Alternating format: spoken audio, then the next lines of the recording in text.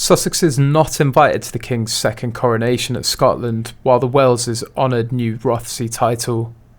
The King and Queen will celebrate the coronation for a second time as they visit Scotland next week.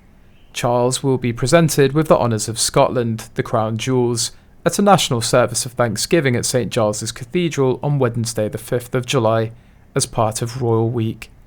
According to the new reports from sources close to Buckingham Palace, Scotland will celebrate King Charles' accession to the throne with a coronation-style Thanksgiving service in Edinburgh next week, but only one of the monarch's sons will be there to witness this historic event. The Prince and Princess of Wales, who have the titles of Duke and Duchess of Rothesay north of the border, are expected to join the King and Queen in a regal procession through the city on Wednesday. The ceremony at St Giles Cathedral is a key part of Royal Week, with Charles and Camilla undertaking several engagements in Scotland.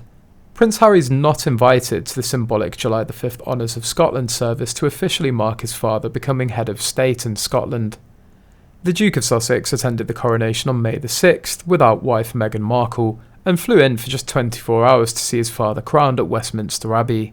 Prince Harry's likely absence from the service shows relations between father and son remain less than warm. This week, Buckingham Palace revealed that Harry and Meghan Markle have finally vacated Frogmore. Next week's ceremony involves a people's procession of around 100 community groups collecting the honours from Edinburgh Castle. The procession will be escorted to St Giles Cathedral by the Royal Regiment of Scotland and its Shetland pony mascot Corporal Cruikshank IV, as well as cadet musicians from the combined Cadet Force Pipes and Drums, 51st Brigade Cadet Military Band. Meanwhile, the royal procession will travel from the Palace of Holyrood House to the cathedral, with the public lining the Royal Mile to view both processions. The King and Queen will be joined in the procession by the Prince and Princess of Wales, who are known as the Duke and Duchess of Rothesay in Scotland. A 21-gun salute will fire from Edinburgh Castle at the end of the St Giles' service, before the royal procession travels back to the palace. The ceremony will conclude with an RAF flypast. On Friday, the Government of Scotland announced that a new ceremonial sword of state will be presented to the King during the national service of thanksgiving and dedication at St Giles Cathedral on July the 5th. The blade was named after Queen Elizabeth and is being swapped into the honours of Scotland because the existing sword in the historic suite, over 500 years old, is too delicate to use. Next Wednesday, it will be carried in St Giles's by Dame Catherine Granger, DBE, in a role reminiscent of Penny Mordaunt's position at the May 6th coronation in London.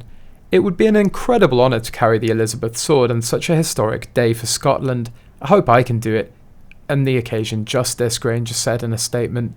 It promises to be a day of enormous celebration for the King and for the country, and I feel immensely lucky to be able to play a part. The honours of Scotland are Scotland's crown jewels and the oldest crown jewels in all of Britain. The three-part suite is comprised of the Crown of Scotland, which was made for King James V in the 16th century, a gold sceptre, and King James IV's Sword of State. While the original sword will be switched for the upcoming coronation celebration, the rest of the regalia will be used. The Scottish Government also announced Friday that Lady Dorian, the Lord Justice Clerk, will bear the sceptre, while the Duke of Hamilton carries the Crown of Scotland.